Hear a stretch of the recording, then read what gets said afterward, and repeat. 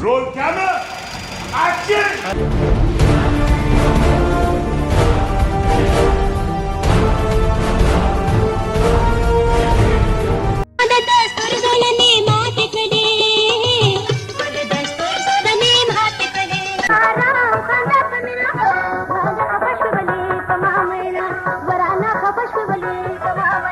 Those مونه جوزه کول څه ګناه خبره نه ده او بیا زمونږ دغه دشمنی دوستی کې بدلې دی شي او بیا دا خبره خو ما د شاه بابا په وینا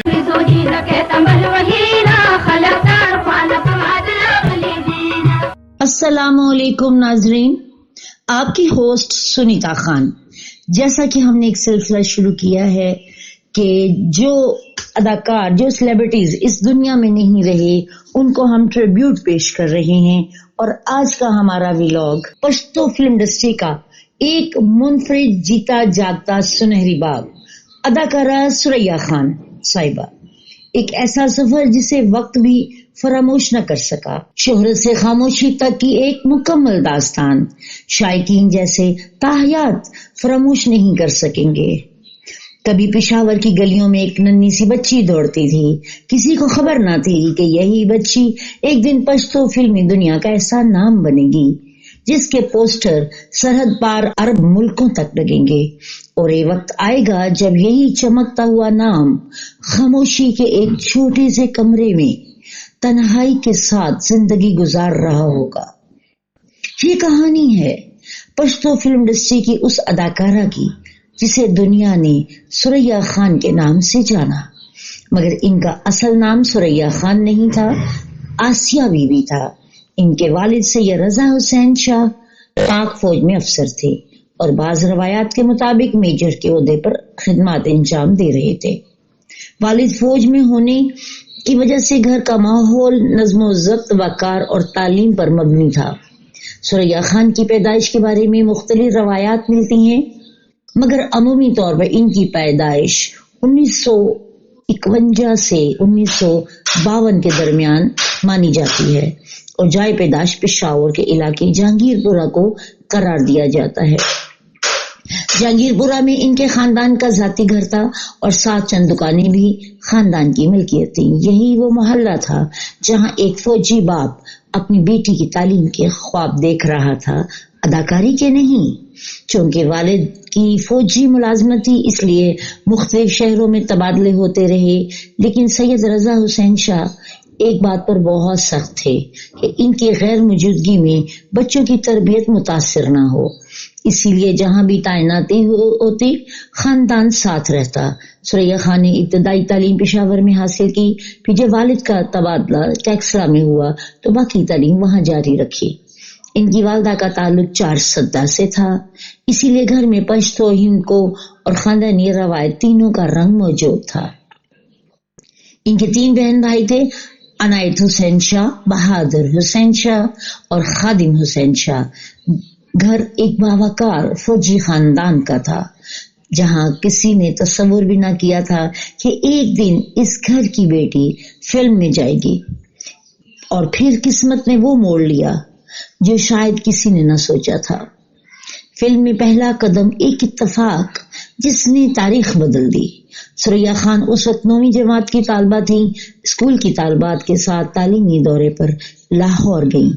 وہاں ایک فلم اسٹوڈیو میں جب طالبات کا گروپ داخل ہوا تو اس وقت 2 فلمی شخصیات موجود تھیں، فلم ساز حبیب اللہ خان اور ہدایت کار ممتاز علی خان صاحب۔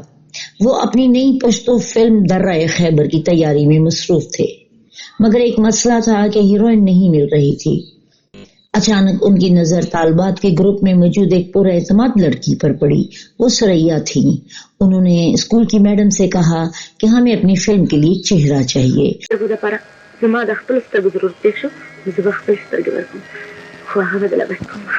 کیا ان لڑکیوں میں سے کوئی کام کر سکتی ہے؟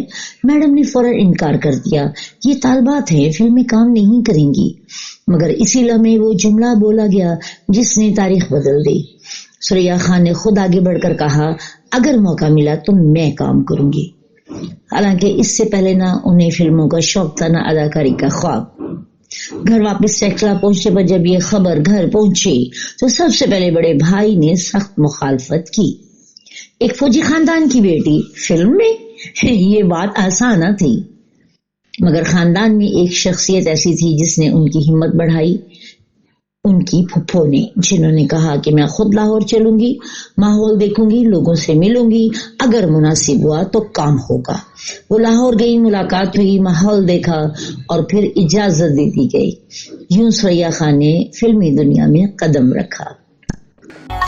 शुक्र दे अल्लाह, जमा बच्चे दिलबर जेल न सही सलामत वापस। रे जुल्फी दी पमखरे वरे दे शिरीन प्यार कब्या दी शुंदी से। पहली फिल्म, पहली कामयाबी और पहला धमाका।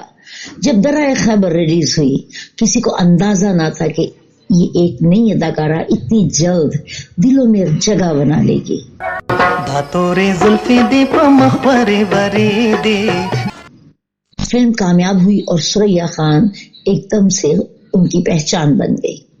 यहाँ पर एक बात मैं वाजिया कर दूं कि पश्तो फिल्म इंडस्ट्री की सबसे पहली फिल्म यूसुफ खान शेरबानो गिनी जाती है, जिसमें हीरो बदर मुनीर थे और यास्मीन बेगम हीरोइन थी, इसलिए उनको पहली पश्तो फिल्म होने की हीरोइन का एजाज हासिल है।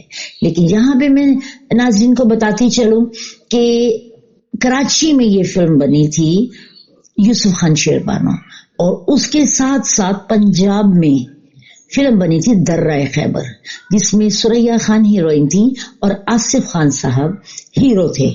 इस तरह से पहले हीरो बदर मुनीर और पहले हीरो आसिफ खान ही कहलाएंगे, और इसी तरह यास्मीन खान साहिबा और सुरैया खान भी पहली पश्तो फिल्मों की हीरोइन मानी जाएंगी। इब्तदाई फिल्म के बाद कुछ फिल्में आई, मगर वो इतनी बड़ी कामयाब ना हो सकी। फिर फिल्म आई गुरबत, यही वो फिल्म थी जिसने इनके लिए फिल्मों के कामयाबी के दरवाजे पूरी तरह खोल दिए। इसके बाद फिल्मों की बारिश शुरू हो गई। रंगीला की तरबियत, बदर मुनीर की जोड़ी और शोहरत का अरूज। पश्तो फिल्मी दुनिया में एक नाम जिसने सुरैया खान की रहनुमाई में खास किरदार अदा किया था, वो थे रंगीला साहब। रंगीला ने इन्हें सिर्फ अदाकारी नहीं सिखाई, बल्कि कैमरे के सामने ठहरना, मुकालमा संभालना और जज्बात को काबू में रखना भी सिखाया। सुरैया खान खुद कई मौके पर कहती हैं कि रंगीला साहब इनके लिए एक बाप जैसी शख्सियत थे। फिर वो दौर आया जब इनकी जोड़ी बदर मुनीर आसिफ खान के साथ बन गई। ये जोड़ी पश्तो फिल्म इंडस्ट्री की सबसे मकबूल जोड़ियों में शुमार होने लगी। इसके अलावा उन्होंने आसिफ खान, जमील बाबर, अमानुल्लाह और दीगर बड़े अदाकारों के साथ काम किया।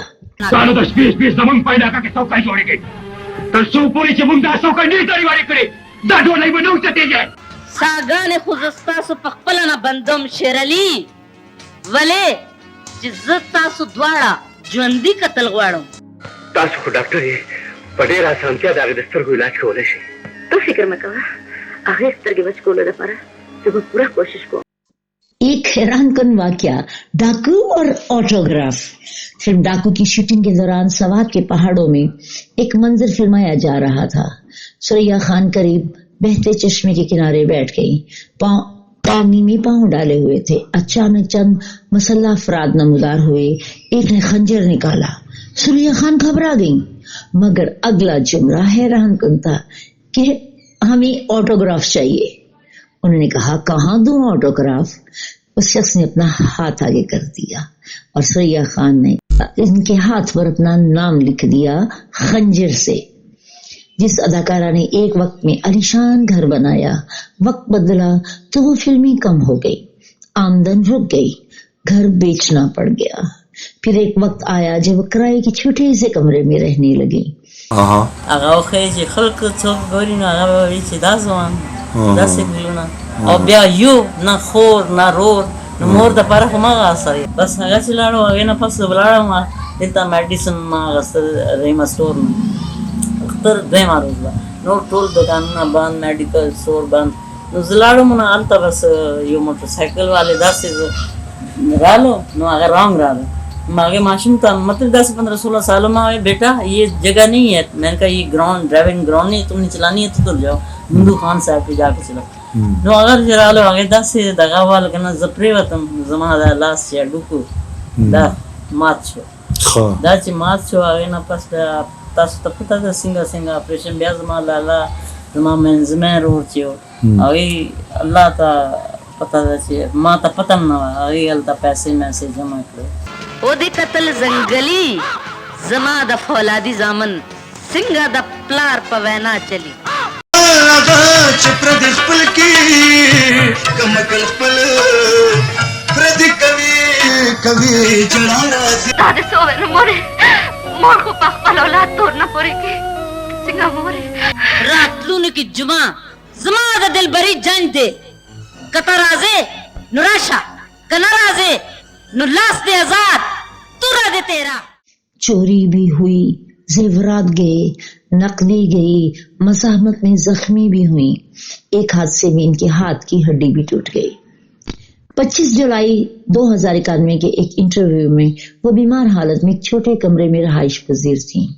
څه زما دغه بینک کې پرته خو هغه مغلطه پرته بعد کې دوایان ماریان د پاره ما دغه باور د ازما مرګریم دا امینه باسیف صاحب دا خزم د دیوا دا نو دې د پاره سپورت زیر زوی یو زی احسن باسی چې د اوسم کار کې استودیو کې دا مې مطلب ویګونه داسې منډل صبح درکوم لیلا مې په نخرو ده داسې منډل صبح درکوم لیلا مې په نخرو ده چې دې بیبي له جړو غونډې وندې زما لیلا مې په نخرو ده رخصه ځواني مرګ دا وخت له د نخرو دی دا سر د ویشتو دی.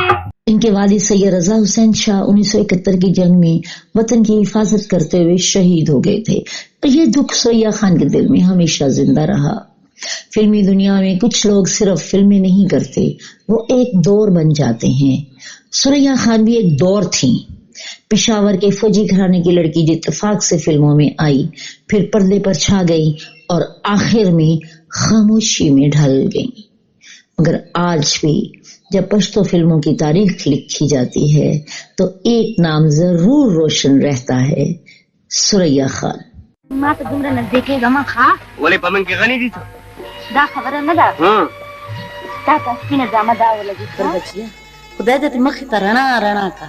پیر بابا ستا ډېر شکر دی. کور ته راتلو نه مخکې دومره راته ووایه چې چا په کور دې ګوته ایښې ده چې درله وغواړم. سلیم د وخت سره سره دا هر څه څنګه بدل شوي دلته زما بچپن تېر شوی گلشن سچ تیر شي هغه هیر شي. بس مهرباني ستاسو مهرباني زه ډېره ستاسو منلې